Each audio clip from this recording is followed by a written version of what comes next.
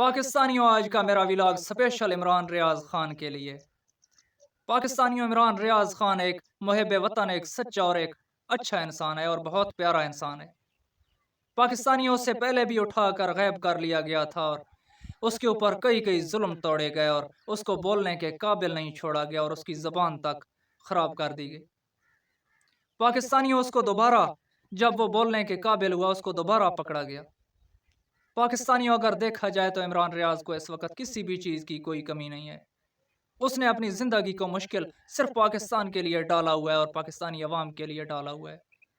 ہمیشہ وہ پاکستان میں چند اشرافیہ جو بیٹھے ہوئے ہیں مسلط ہو کے، ان کو وہ للکارتا رہتا ہے۔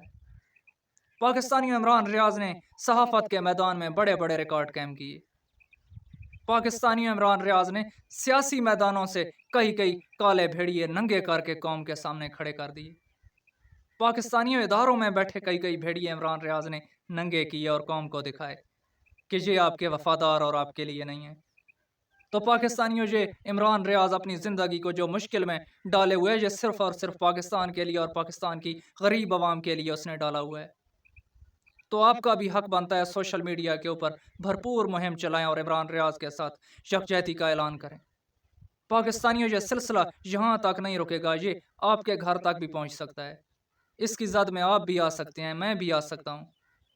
تو آج سارے مل کے اکٹھے ہو کر عمران ریاض کے لیے آواز بلند کریں اور اس اشرافیہ کو بتائیں کہ عمران ریاض جیسے اچھے اور سچے انسان کے ساتھ پوری کی پوری پاکستانی قوم کھڑی ہے۔